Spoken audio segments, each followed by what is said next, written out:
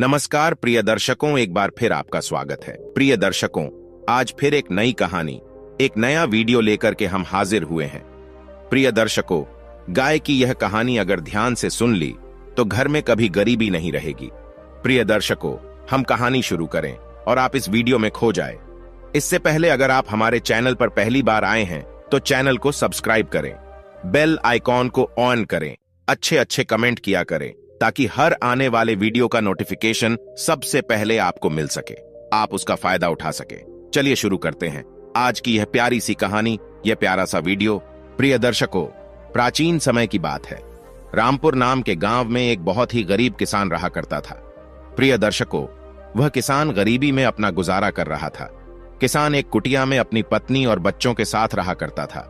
उसके पास बहुत थोड़ी सी जमीन थी जिसमें खेती करके किसी प्रकार वह अपने घर का गुजारा चलाया करता था। गरीबी से वह किसान बहुत परेशान हो चुका था। उसके घर में खाने के लिए भोजन भी नहीं मिल पाता था क्योंकि उसकी थोड़ी सी जमीन में बहुत ही कम अनाज उत्पन्न होता था जो उसके परिवार को 1 साल भी नहीं पड़ता था। अब धीरे धीरे समय व्यतीत होता है और उस किसान का जो पुत्र था वह पढ़ाई के लिए विद्यालय जाता है। परंतु प्रिय दर्शकों, विद्यालय की फीस जमा करने के लिए उस किसान के पास धन नहीं था। उसकी ऐसी स्थिति नहीं थी कि वह अपने पुत्र को किसी अच्छे विद्यालय में शिक्षा अध्ययन करने के लिए भेज सके। अपनी गरीबी से तंग आकर वह किसान गलत मार्ग पर चला जाता है और अपने ही गांव में चोरी करने लगता है। दूसरों के घरों में डांका डालने लगता है। अब चोरी करके कुछ दिन तो उसका घर अच्छे से चलता है। उसकी पत्नी और पुत्र बड़े प्रसन्न थे। वह स्वादिष्ट भोजन करते हैं, नए वस्त्र खरीदते हैं और चोरी के पैसों से वह अपने पुत्र के विद्यालय की फीस भी जमा कर देता है। इस प्रकार का जीवन जीने में उस किसान को बड़ा आनंद आ रहा था। अब उसके पास किसी चीज की कमी नहीं थी। अच्छे वस्त्र थे, स्वादिष्ट भोजन था। इसी प्रकार वह कुछ समय तक चोरी करता है और अपना अच्छा जीवन जीता है। परंतु प्रिय दर्शकों, धीरे धीरे पूरे गांव में यह खबर फैल जाती है कि यह किसान रात्रि के समय चोरी करता है, जिस कारण उसकी गांव में बहुत बदनामी होती है और सभी लोग उसे गाली देते हैं। अब अगर किसी के घर भी चोरी होती तो वह सभी उस किसान को मारने उसके घर आ जाते। गांव वालों के डर से अब वह किसान चोरी करना छोड़ देता है और ऐसा करते ही एक बार फिर वह किसान गरीब हो जाता है। प्रिय दर्शकों, उस किसान के पास एक गाय थी जिससे वह अपने घर का पालन पोषण करता था। वह गाय बड़ी ही बुद्धिमान थी और बहुत ही ज्ञानी थी। नीति शास्त्र का उस गाय को बड़ा ही अच्छा ज्ञान था। प्रिय दर्शकों, एक दिन की बात है। वह किसान अपनी गरीबी से परेशान होकर और अपने घर के बाहर आकर बैठ जाता है और रोने लगता है। किसान कहता है कि हे भगवान, तूने मुझे कैसा जीवन दिया है। इस गरीबी से अब मैं बहुत तंग आ चुका हूं। न तो खाने को भोजन मिलता है और न पहनने के लिए अच्छे वस्त्र। पुत्र की शिक्षा के लिए भी मेरे पास धन नहीं है। अगर मेरा पुत्र शिक्षा ग्रहण नहीं करेगा तो वह भी मेरी तरह गरीब ही रह जाएगा। प्रिय दर्शकों, किसान की सारी बातें वह गाय सुन रही थी। गाय किसान के पास आती है और कहती है कि किसान, तुम क्यों रो रहे हो, क्या बात है। तब किसान कहता है कि हे गाय, मैं बहुत गरीब हूं, मेरे पास कुछ नहीं है। मैं धनवान होना चाहता हूं। मैं भी चाहता हूं कि मेरा बड़ा आलीशान मकान हो जिसमें मैं अपने परिवार के साथ रहूं। मुझे हर दिन स्वादिष्ट भोजन मिले। मेरा पुत्र नगर के सबसे अच्छे विद्यालय में शिक्षा अध्ययन करने के लिए जाए, परंतु मेरी गरीबी के चलते यह संभव नहीं है। तब गाय कहती है कि किसान, तुम चिंता ना करो, मैं तुम्हें एक कहानी सुनाती हूं। अगर यह कहानी तुमने ध्यान से सुन ली तो तुम कभी गरीब नहीं रहोगे। यह कहानी एक रंग को राजा बना देती है। प्रिय दर्शकों, किसान कहता है कि हे गाय माता, तुम कहानी सुनाओ, मैं पूरा मन लगाकर के कहानी सुनूंगा। प्रिय दर्शकों, गाय अपनी कहानी प्रारंभ करती है। गाय कहती है कि हे किसान, प्राचीन समय की बात है। सुंदरपुर नाम के नगर पर राजा शेर सिंह राज्य किया करते थे। राजा शेर सिंह बड़े ही दयालु और नेक दिल राजा थे। वह अपनी प्रजा को कोई दुख नहीं दिया करते थे, हमेशा प्रजा के हित में ही फैसला लिया करते थे। नगर की प्रजा भी अपने राजा से बड़ी प्रसन्न थी। राजा के दरबार से कोई भी मनुष्य खाली हाथ नहीं लौटता था। राजा सबकी मुराद सुनता था और सबकी सहायता किया करता था। प्रिय दर्शकों, राजा शेर सिंह अक्सर अपने नगर के जंगल में टहलने के लिए जाया करता था। एक दिन की बात है, राजा अपना घोड़ा लेकर और जंगल की तरफ टहलने के लिए निकलता है। तभी राजा घुड़सवारी करता करता जंगल के बीच में जा पहुंचता है, जहां जाकर उसे किसी छोटे बच्चे की आवाज सुनाई देती है।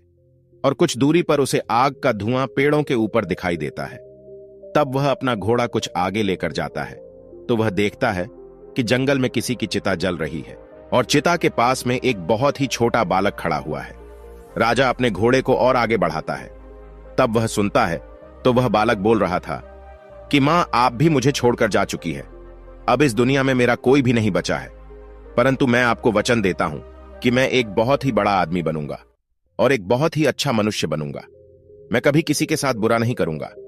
प्रिय दर्शकों, उस बालक की ऐसी बातें सुनने के बाद राजा शेर सिंह अपने घोड़े से उतरते हैं और उस बालक के पास जाते हैं और कहते हैं कि बालक, तुम किससे बातें कर रहे हो और यह चिता किसकी जल रही है? तब वह बालक बताता है कि राजा साहब, मेरा नाम श्याम है। मैं आपको अपनी आत्मकथा सुनाता हूं। यह चिता मेरी मां की है। मेरी मां की मृत्यु हो गई है। मेरी मां और मैं इसी जंगल में कुटिया बना करके रहा करते थे। मेरी मां ने एक बहुत ही गरीब घर में जन्म लिया था। मेरे नाना जी बहुत ही गरीब थे, परंतु मेरे दादाजी इस नगर के बड़े ही जाने माने सेठ थे। उनके घर में किसी चीज की कोई कमी नहीं थी। वह बहुत ही धनवान थे। मेरे पिताजी ने मेरी मां से दादाजी की इच्छा के विरुद्ध जाकर विवाह किया था। दादाजी को मेरी मां कभी पसंद नहीं थी। मेरे माता पिता के विवाह के कुछ दिनों बाद मेरे पिताजी की मृत्यु हो गई और मेरे पिता की मृत्यु होते ही मेरे दादाजी ने मेरी मां को घर से निकाल दिया। जिस समय मेरे पिता की मृत्यु हुई थी उस समय मेरी मां गर्भवती थी। ऐसी हालत में मेरे दादाजी ने मेरी मां को भीख मांगने के लिए अकेला छोड़ दिया। उसके बाद मेरी मां बेसहारा हालत में लाचार होकर और जंगल में कुटिया बना करके रहने लगी। किसी प्रकार वह अपना पेट भर लिया करती थी। कुछ महीनों बाद मेरा जन्म हुआ। मेरे जन्म के बाद मेरी मां ने मेरी खूब अच्छे से परवरिश करी। कभी मुझे भूखा नहीं सोने दिया। जंगल में जाकर मेरी मां मीठे मीठे फल लेकर आती थी और मेरा पेट भरती थी। मां ने मुझे कहा था कि तुझे दादाजी से भी बड़ा आदमी बनना है, बहुत धन अर्जित करना है। कुछ समय तक मैं और मेरी मां आराम से जंगल में रह रहे थे, परंतु अचानक आज मेरी मां की मृत्यु हो गई। अब इस संसार में मेरा कोई भी नहीं है। मैं अपनी मां को प्रण दे रहा था कि मां, मैं बहुत बड़ा आदमी बनूंगा और बहुत धन अर्जित करूंगा। प्रिय दर्शकों, गाय आगे कहती है कि हे किसान। उस बालक की ऐसी बातें सुनने के बाद राजा की आंखों में आंसू आ जाते हैं। राजा को उस बालक पर बहुत ही तरस आ रहा था। वह सोच रहा था कि यह बालक कितना सुंदर है, कितना मासूम है। अब यह किस प्रकार अपना जीवन निर्वाह करेगा? मुझे इस बालक की सहायता करनी चाहिए। ऐसा सोचने के बाद राजा शेर सिंह उस बालक से कहते हैं कि श्याम, परंतु तुम इस जंगल में रहकर किस प्रकार अपनी मां का सपना पूरा करोगे? किस प्रकार धन अर्जित करोगे? तुम मेरे साथ मेरे महल में चलो। वहां तुम्हें किसी चीज की कोई कमी नहीं रहेगी। मैं तुम्हें शिक्षा प्राप्त करने के लिए विद्यालय में भेजूंगा, तभी तुम आगे चलकर धनवान बन सकोगे। राजा की बात सुनकर श्याम कुछ देर सोच में पड़ जाता है। उसके बाद वह कहता है कि राजा साहब, मैं आपके साथ महल में चलने के लिए तैयार हूं। प्रिय दर्शकों, राजा श्याम को अपने साथ घोड़े पर बैठाता है और उसे लेकर सीधा अपने महल में पहुंच जाता है। महल में जाने के बाद राजा श्याम को अपनी रानी के कक्ष में लेकर जाता है। रानी देखती है कि राजा साहब एक गरीब बालक को लेकर आ रहे हैं, जिसने फटे पुराने वस्त्र पहने हैं और जिनकी शक्ल बहुत गंदी है, जिसके हाथ पैर में बहुत मिट्टी लगी हुई है। उस बालक को देखकर वह रानी कहती है कि राजा साहब, यह बालक कौन है जिसे आप अपने महल में लेकर घूम रहे हैं? तब राजा शेर सिंह बताता है कि रानी, इस बालक का नाम श्याम है और इसका दुनिया में कोई भी नहीं है। यह बेचारा अभी बहुत छोटा है, इसीलिए हम इसे अपने महल में लेकर आए हैं। आज से यह बालक हमारे साथ महल में ही रहेगा। तुम इसे नए वस्त्र दे दो और इसे अपने पुत्र और पुत्री के समान समझो। प्रिय दर्शकों, तभी राजा का पुत्र और राजा की पुत्री भी वहां आ जाते हैं। राजा के बच्चे भी अभी छोटे थे। श्याम और राजा के बच्चों में मित्रता हो जाती है और वह एक साथ खेलने लगते हैं। परंतु ऐसा दृश्य देखकर रानी को बड़ा क्रोध आता है। वह सोचती है कि यह राजा साहब ऐसा क्यों करते हैं? किसी भी राह चलते गरीबों को उठाकर महल में ले आते हैं। यह कोई धर्मशाला नहीं है। प्रिय दर्शकों, श्याम को रानी के कक्ष में छोड़कर राजा अपने राज दरबार में चले जाते हैं। इधर वह रानी उस बालक को एक दासी के साथ भेज देती है और कहती है कि दासी इसे स्नान कराकर और नए वस्त्र पहना दो। प्रिय दर्शकों, अब श्याम बड़ा ही प्रसन्न था। श्याम सोच रहा था कि भगवान ने मुझे जंगल से सीधे महल में पहुंचा दिया। अब मैं अपनी मां का सपना पूरा करूंगा, मन लगाकर के शिक्षा प्राप्त करूंगा और बहुत बड़ा आदमी बनूंगा। प्रिय दर्शकों, गाय आगे कहती है कि हे किसान, अब वह रानी अपने पुत्र और अपनी पुत्री के साथ उस बालक को भोजन परोसती है, परंतु वह अपने पुत्र और पुत्री को तो सोने की थाली में भोजन परोसती है और उस बालक को एक केले के पत्ते के ऊपर भोजन देती है। यह देखकर श्याम बड़ा उदास हो जाता है। वह कहता है कि रानी जी, अगर आप मुझे अपने पुत्र और पुत्री के साथ भोजन परोस रही है तो मुझे भी सोने की प्लेट में भोजन दीजिए। मुझे केले के पत्ते पर भोजन करने में कोई आपत्ति नहीं है, परंतु अगर आप मुझे अपने पुत्र के समान समझती तो मुझे बहुत अच्छा लगता। तब वह रानी कहती है कि अरे बालक, क्या तुझे पता नहीं तुझे राजा साहब कहां से लेकर आए हैं? तू खुद को महल में आने के बाद क्या राजकुमार समझ रहा है? यह मत भूल कि तू एक गरीब है। प्रिय दर्शकों, रानी के इस प्रकार के व्यवहार को देखकर श्याम भोजन पर से उठ जाता है। श्याम कहता है कि रानी जी, मुझे राजा साहब अपने साथ लेकर आए थे, इसीलिए मैं आ गया, परंतु अब मैं यहां से जा रहा हूं और महल में मैं लौटकर तभी आऊंगा जब मुझे सोने की प्लेट में भोजन परोसा जाएगा। श्याम वह सोचता है कि मेरा यहां रहना रानी जी को अच्छा नहीं लग रहा है, इसीलिए किसी का दिल दुखाकर मुझे यहां नहीं रहना चाहिए। प्रिय दर्शकों, अब श्याम सीधा महल से बाहर निकल जाता है और एक बार फिर वह जंगल में चला जाता है और अपनी कुटिया में रहने लगता है। इधर जब राजा को पता चलता है कि श्याम पूरे महल में नहीं है तो वह रानी के पास बड़े क्रोध में आते हैं। वह कहते हैं कि हे रानी, श्याम कहां चला गया है? क्या तुमने उसका ध्यान नहीं रखा?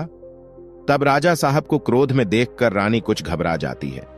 वह कहती है कि राजा साहब, मैंने कुछ नहीं किया है, मैं तो उसे भोजन परोस रही थी, परंतु न जाने किस बात पर क्रोधित होकर वह महल से चला गया।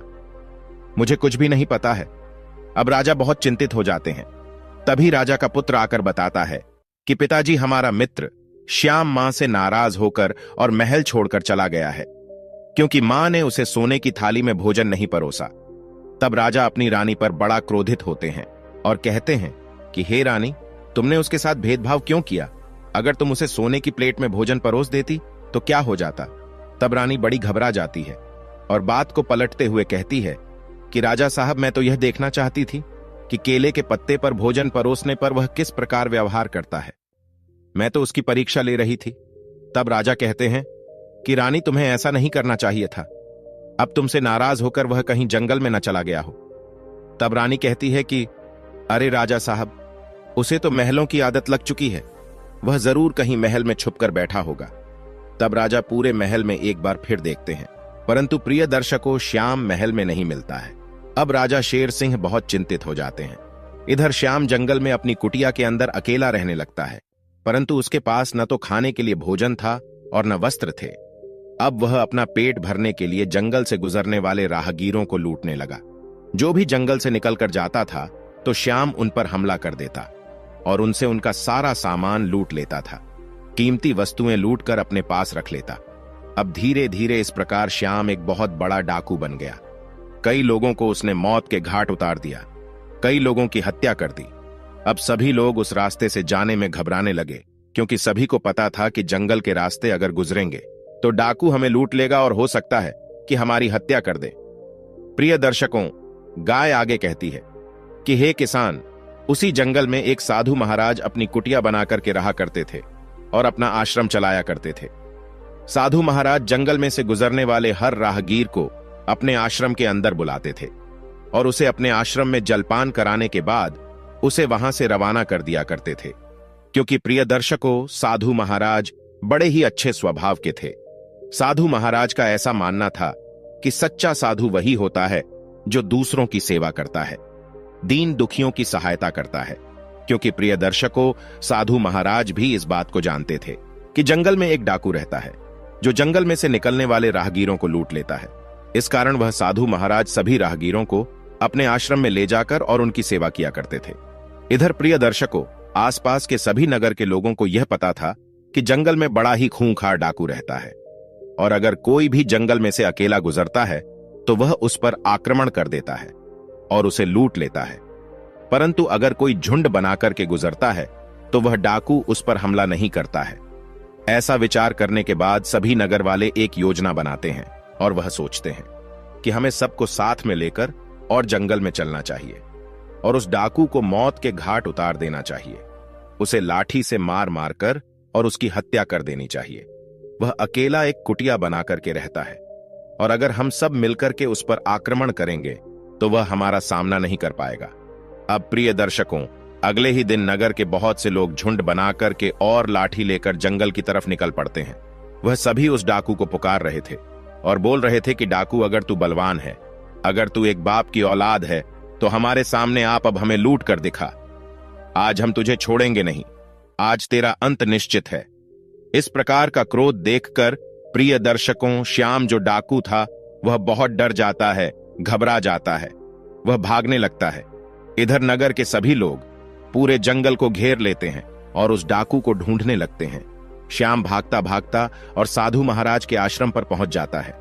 साधु महाराज के आश्रम में पहुंचने के बाद वह बताता है कि साधु महाराज, मैं डाकू हूं और जंगल में सभी को मैं लूटा करता था, परंतु आज नगर के सभी लोग मुझे मारने के लिए आ रहे हैं। आप कृपया मुझे बचा लीजिए। आज के बाद मैं कभी किसी को नहीं लूटूंगा, कोई चोरी नहीं करूंगा।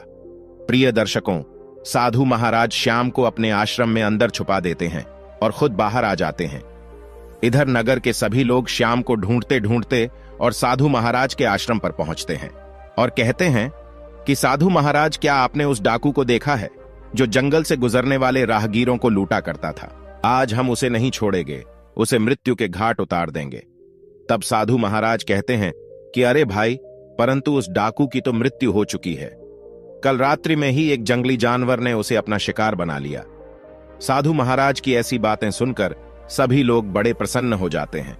वह कहते हैं कि चलो, यह बड़ा अच्छा हुआ, हमें अपने हाथ गंदे नहीं करने पड़े और उस डाकू का अंत भी हो गया। अब प्रसन्न होकर नगर के सभी लोग अपने नगर को लौट जाते हैं। इधर सबके जाने के बाद वह श्याम आश्रम से बाहर आता है और साधु महाराज के चरणों में गिर पड़ता है। श्याम कहता है कि साधु महाराज, मुझे माफ कर दीजिए। मैंने इस जंगल में आतंक फैलाकर रखा था, परंतु अब मेरी बुद्धि ठिकाने आ चुकी है। अब मैं कभी ऐसा कार्य नहीं करूंगा जिसके कारण किसी को तकलीफ हो। मैं कभी किसी को नहीं लूटूंगा। तब साधु महाराज उसे हाथ पकड़कर और खड़ा करते हैं। वह कहते हैं कि तुम चिंता ना करो पुत्र, वह सभी लोग जा चुके हैं। अब श्याम कहता है कि साधु महाराज, परंतु आपने ऐसा क्यों कहा कि मेरी मृत्यु हो चुकी है? मैं तो जीवित हूं। क्या आपने सभी से झूठ बोला है?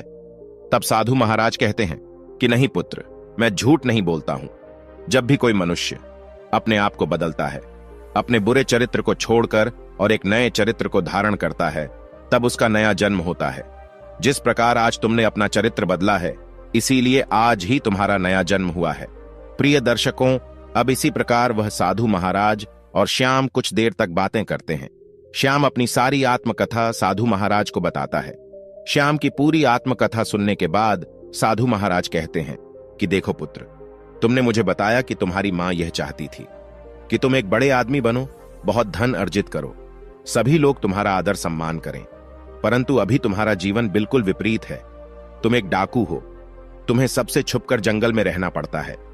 तुम्हें दिन रात यह भय लगा रहता है कि कोई आकर तुम्हारी हत्या कर देगा और संसार में कोई भी मनुष्य तुम्हारी इज्जत नहीं करता है, तुम्हारा आदर सम्मान नहीं करता है। इस प्रकार तो तुम अपनी मां के सपने को कभी पूरा नहीं कर पाओगे। तब श्याम कहता है कि साधु महाराज, मुझे कभी शिक्षा प्राप्त ही नहीं हुई, मुझे कभी शिक्षा प्राप्त करने का अवसर ही नहीं मिला। तो आप ही बताइए, मैं किस प्रकार शिक्षा प्राप्त करता? पेट भरने के लिए मुझे जो उचित लगा मैंने वही किया, परंतु अब मैं खुद को बदलना चाहता हूं। मैं यह चाहता हूं कि सभी लोग मेरा आदर सम्मान करें, जिस प्रकार वह आपका आदर सम्मान करते हैं। मैं आज से बुरे कर्म छोड़कर सतमार्ग पर चलना चाहता हूं, अपनी मां के सपने को पूरा करना चाहता हूं। श्याम आगे कहता है कि साधु महाराज, आप मुझे बताइए कि अगर मैं शिक्षा प्राप्त करना चाहूं तो किस प्रकार कर सकता हूं? कौन मुझे शिक्षा देगा? प्रिय दर्शकों, गाय आगे कहती है कि हे किसान, श्याम की इतनी बातें सुनने के बाद साधु महाराज को यह आभास हो चुका था कि यह मनुष्य अब बदलने के लिए तैयार है, इसका हृदय परिवर्तन हो चुका है। साधु महाराज श्याम से कहते हैं कि पुत्र उठो, मेरे साथ चलो। इतना कहकर साधु महाराज श्याम के हाथ में 2 बड़े बड़े पत्थर पकड़ा देते हैं और उसे अपने पीछे पीछे पहाड़ी के ऊपर चढ़ने के लिए कहते हैं। अब साधु महाराज आगे आगे पहाड़ी पर चढ़ते जाते हैं और पीछे श्याम दोनों पत्थर लेकर पहाड़ी पर चढ़ने लगता है। कुछ देर तक चलने के बाद श्याम के हाथ दुखने लगते हैं, उसे बहुत पीड़ा हो रही थी। तब वह साधु महाराज से कहता है कि गुरुजी, यह पत्थर बहुत ही भारी है, मुझे बहुत पीड़ा हो रही है। अगर आपकी अनुमति हो तो मैं एक पत्थर को नीचे रखना चाहता हूं। तब साधु महाराज कहते हैं कि पुत्र, तुम एक पत्थर रख सकते हो। प्रिय दर्शकों, अब श्याम एक पत्थर नीचे रख देता है और एक पत्थर को लेकर पहाड़ी पर चढ़ने लगता है। अब कुछ देर और आगे चढ़ने के बाद श्याम को पीड़ा होने लगती है। अब वह एक पत्थर भी उसे बहुत भारी लग रहा था। तब वह साधु महाराज से कहता है कि गुरुजी, मैं अब एक पत्थर और लेकर नहीं चल सकता। यह पत्थर बहुत भारी लग रहा है, क्या मैं इसे नीचे रख सकता हूं? तब साधु महाराज कहते हैं कि ठीक है पुत्र, तुम उस पत्थर को भी नीचे रख दो। अब पत्थर नीचे रखने के बाद श्याम खाली हाथ बड़े आराम से साधु महाराज के साथ पहाड़ी के ऊपर चढ़ जाता है। पहाड़ी के ऊपर चढ़ने के बाद श्याम पूछता है कि गुरुजी, आपने मुझे पत्थर क्यों दिए थे? आप मुझे क्या बताना चाहते हैं? तब साधु महाराज कहते हैं कि पुत्र, जिस प्रकार तुम पत्थरों का बोझ लेकर ऊपर नहीं आ पा रहे थे, मेरी बराबरी नहीं कर पा रहे थे, जिस प्रकार मैं चल रहा था तुम नहीं चल पा रहे थे, उसी प्रकार तुम्हारे ऊपर तुम्हारे बुरे कर्मों का बोझ रखा हुआ है। तुमने न जाने कितने लोगों की हत्या करी है, कितने लोगों का मेहनत से कमाया हुआ धन लूटा है। उन सब का श्राप, उन सब की बददुआ तुम्हारे साथ है और उसका बोझ इतना है जिसके कारण तुम मेरी बराबरी नहीं कर सकते। अगर तुम चाहते हो कि सभी लोग तुम्हारा आदर सम्मान करें और तुम अपनी मां का सपना पूरा कर सको, उसके लिए तुम्हें सभी का विश्वास जीतना होगा। सभी को यह विश्वास दिलाना होगा कि तुम बदल चुके हो, तभी वह सब तुम्हारा आदर सम्मान करेंगे। तब श्याम कहता है कि गुरुजी, मैं किस प्रकार सभी को यह विश्वास दिला सकता हूं कि मैं बदल चुका हूं और किस प्रकार सब मेरा आदर सम्मान करेंगे? प्रिय दर्शकों, तब साधु महाराज बताते हैं कि पुत्र, तुमने सभी को लूट लूट कर बहुत सारा धन अपनी कुटिया में इकट्ठा कर लिया है। तुम सारे धन को गरीबों में बांट दो, सभी को दान कर दो। जब तुम ऐसा करोगे तो नगर के सभी लोग तुम्हारा आदर सम्मान करने लगेंगे। वह सभी सोचेंगे कि यह श्याम दूसरों की सहायता करता है, गरीबों की मदद करता है। और जब सब तुम्हारा सम्मान करेंगे तो तुम एक बड़े आदमी बन जाओगे और तुम्हारी मां का सपना पूरा हो जाएगा। उसके बाद तुम मेरे पास चले आना, मेरे आश्रम में आ जाना और मैं तुम्हें शिक्षा प्रदान करूंगा। शिक्षा प्राप्त करने के बाद तुम्हारे पास बहुत ज्ञान आ जाएगा और तुम अपने जीवन में बहुत धन अर्जित करोगे। उसके बाद आगे बढ़ने से तुम्हें कोई नहीं रोक सकता। प्रिय दर्शकों, श्याम वैसा ही करता है। वह अपनी कुटिया में जाता है और जितना भी धन उसने लूट कर जमा किया था, वह पूरा धन नगर में ले जाकर गरीब दीनहीन को बांट देता है। ऐसा करते ही नगर के सभी लोग उसका आदर सम्मान करने लगते हैं। गरीब उसे दुआ देने लगते हैं, उसे आशीर्वाद देने लगते हैं। ऐसा करने के बाद श्याम को बहुत अच्छा महसूस होता है। अब वह तुरंत साधु महाराज के आश्रम पर पहुंच जाता है और साधु महाराज से कहता है कि गुरुजी, आपने जैसा कहा था मैंने वैसा ही किया है और सारी धन दौलत दान करने के बाद सभी लोग मेरा आदर सम्मान करने लगे, मुझसे प्रेम से बात करने लगे, मुझे आशीर्वाद देने लगे। प्रिय दर्शकों, अब साधु महाराज श्याम को अपने आश्रम में शिक्षा प्रदान करते हैं, उसे बड़े ही अच्छे से शिक्षित करते हैं।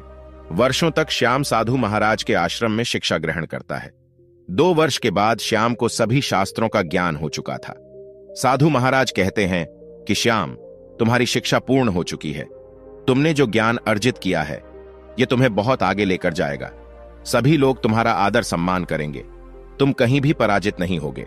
प्रिय दर्शकों, शिक्षा प्राप्त करने के बाद श्याम गुरुजी को प्रणाम करता है और गुरुजी का आशीर्वाद लेने के बाद राजा शेर सिंह के नगर सुंदरपुर चला जाता है। क्योंकि प्रिय दर्शकों, श्याम को अपने बचपन की घटना याद थी कि सुंदरपुर के राजा शेर सिंह ने उसे अपने महल में लेकर गए थे, जहां रानी ने उसके साथ अच्छा व्यवहार नहीं किया था।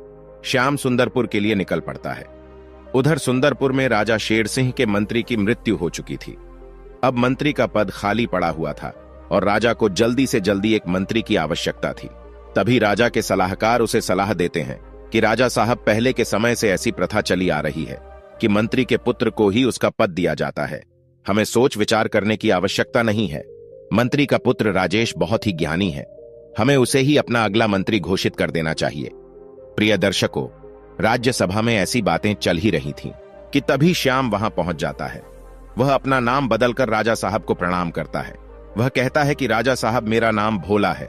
प्रिय दर्शकों, गाय आगे कहती है कि हे किसान, श्याम ने अपना नाम इसलिए बदला था ताकि राजा शेर सिंह उसे पहचान न सके कि यह वही बालक है जिसे बचपन में वह जंगल से लेकर आया था। भोला कहता है कि राजा साहब, मैंने सुना है कि आपके नगर में मंत्री का पद खाली है। मैं स्वयं को मंत्री के पद के लिए उचित समझता हूँ। मुझे सारे शास्त्रों का ज्ञान है। मैंने बहुत बड़े गुरुजी से शिक्षा प्राप्त करी है। आप चाहे तो मुझे मंत्री के पद के लिए नियुक्त कर सकते हैं। भोला आगे कहता है कि महाराज, आपको समय के साथ बदलना चाहिए। जरूरी नहीं है कि मंत्री का पुत्र मंत्री के समान ही चतुर हो और ज्ञानी हो। आपको इस बात पर एक बार फिर विचार विमर्श करना चाहिए। आप चाहें तो मेरी परीक्षा ले सकते हैं। अगर मैं परीक्षा में सफल हो गया तो आप मुझे मंत्री के पद के लिए नियुक्त कर लेना, और अगर मैं परीक्षा में असफल हुआ तो आप जो चाहे मुझे सजा दे सकते हैं। प्रिय दर्शकों, भोला की इस प्रकार की बातें सुनने के बाद राजा के सलाहकार भी भोला की बातों से सहमत हो जाते हैं। वह राजा को सलाह देते हैं कि राजा साहब, यह आदमी सत्य बोल रहा है। हमें मंत्री के पुत्र राजेश और इस व्यक्ति के बीच में प्रतियोगिता रखनी चाहिए। जो भी परीक्षा में सफल होगा उसे हम मंत्री के पद के लिए नियुक्ति दे देंगे। राजा अपने सलाहकारों की बात से सहमत हो जाता है। प्रिय दर्शकों, अब मंत्री का पुत्र राजेश और भोला दोनों ही प्रतियोगिता के लिए राजमहल में उपस्थित होते हैं। राजा अपने सैनिक से कहकर 2 तलवार मंगवाता है और एक तलवार राजा मंत्री के पुत्र राजेश को देता है और कहता है कि राजेश, तुम्हें उत्तर दिशा में जाना है और जो राज्य हमारी सीमा से लगा हुआ है वहां के राजा को यह तलवार भेंट करना है, और तुम्हें अपने ज्ञान अनुसार एक संदेश वहां के राजा को देना है और लौटकर वापस आना है। प्रिय दर्शकों, राजा का आदेश पाते ही राजेश तलवार लेकर उत्तर दिशा की तरफ निकल पड़ता है। उसके बाद राजा शेर सिंह भोला को आगे बुलाते हैं और भोला को एक तलवार देते हुए वह बताते हैं कि भोला, तुम्हें पूर्व दिशा की ओर जाना है और हमारे राज्य की सीमा से लगा हुआ जो राज्य है वहां के राजा को यह तलवार भेंट स्वरूप देनी है, और तुम्हें अपने ज्ञान के अनुसार हमारा एक संदेश वहां के राजा को देना है। प्रिय दर्शकों, राजा का आदेश पाते ही अब भोला तलवार लेकर पूर्व दिशा के लिए निकल पड़ता है और राजा शेर सिंह अपने महल में बैठकर दोनों के ही लौटने की प्रतीक्षा करने लगता है। इधर राजेश जो था वह उत्तर की तरफ जो राज्य था उसमें पहुंच जाता है और वहां के राजा से जाकर कहता है कि राजा साहब, सुंदरपुर के राजा ने आपके लिए भेंट स्वरूप एक तलवार भेजी है। इतना कहकर राजेश वह तलवार राजा को देता है। राजा उस तलवार को जब म्यान में से निकालता है तब वह देखता है कि तलवार की नोक पर लाल निशान लगा हुआ था।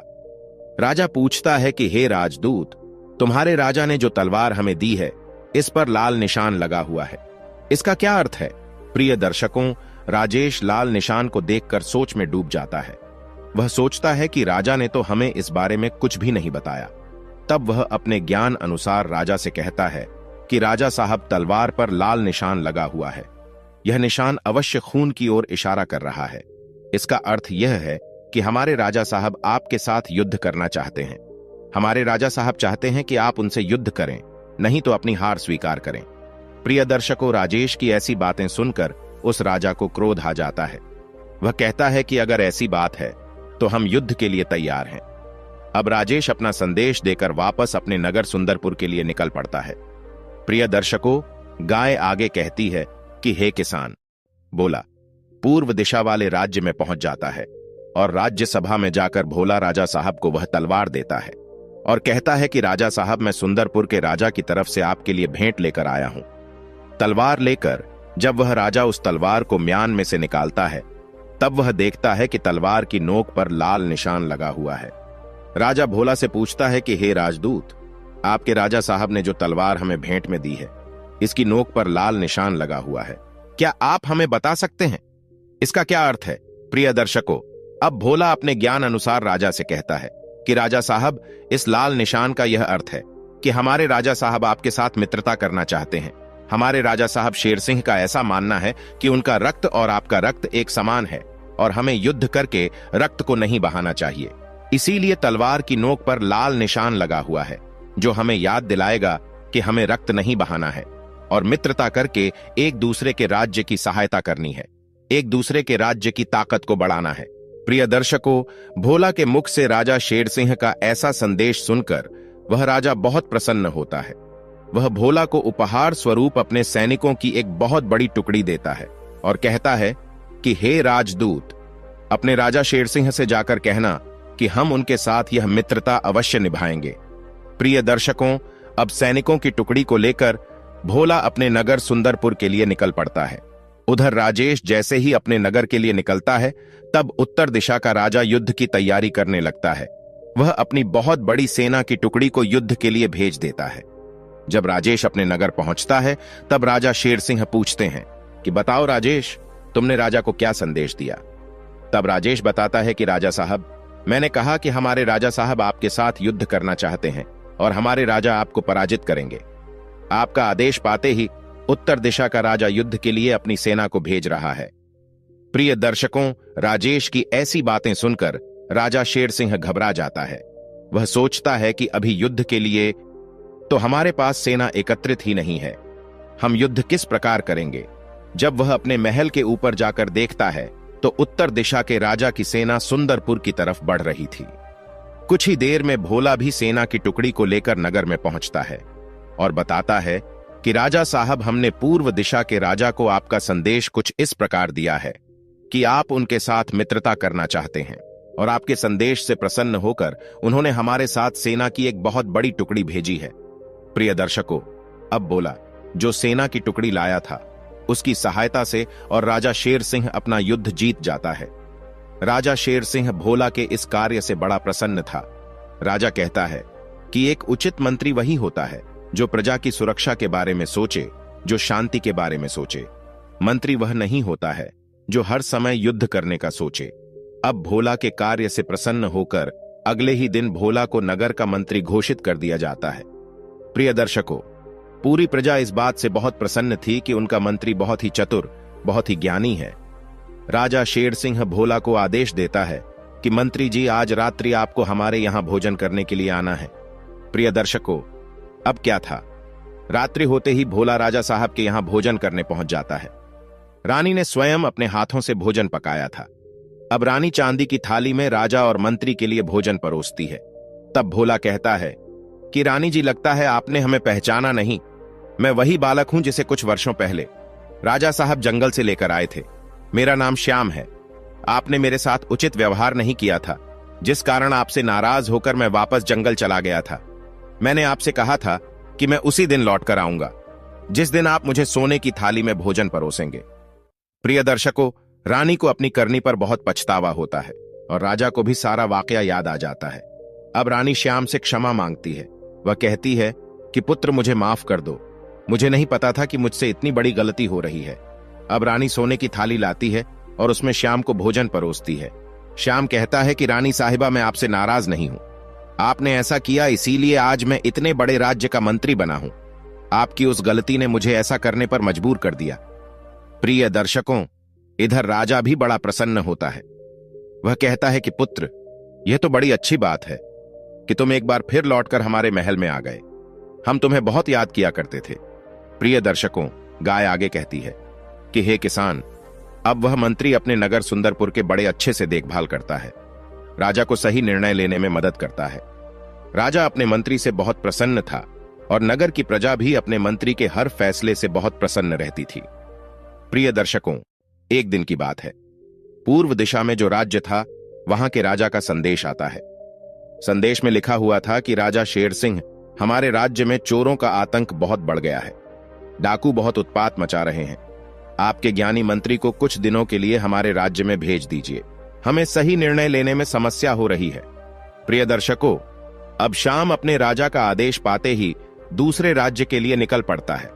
वहां जाकर वह कई उचित निर्णय लेता है, जिससे चोरों का और डाकुओं का उत्पात नगर में बहुत कम हो जाता है। प्रिय दर्शकों, एक दिन की बात है। राजा के दरबार में 3 मनुष्य आते हैं और वह एक बूढ़ी मां को पकड़कर लाए थे। तीनों लोग राजा से कहते हैं कि राजा साहब, इस औरत ने हमारे पैसे ले लिए हैं और हमारा धन हमें लौटा नहीं रही है। तब राजा साहब बूढ़ी मां से कहते हैं कि बताओ, तुमने इनका धन क्यों लिया है? प्रिय दर्शकों, तब वह बूढ़ी मां सारी घटना बताती है। वह कहती है कि राजा साहब, एक दिन यह हमारे घर आए। ये 4 लोग थे। इन्होंने हमें कुछ धन दिया था और कहा कि हम व्यापारी हैं, हमारा धन आपके घर में सुरक्षित रख लीजिए। हम या बाहर के काम से नगर से कुछ दूर जा रहे हैं, परंतु आप यह धन किसी को मत दीजिएगा। जब हम चारों साथ में आएंगे तभी आप यह धन हमें देना। अगर हम में से कोई एक आकर आपसे यह धन मांगेगा तो आप मत देना।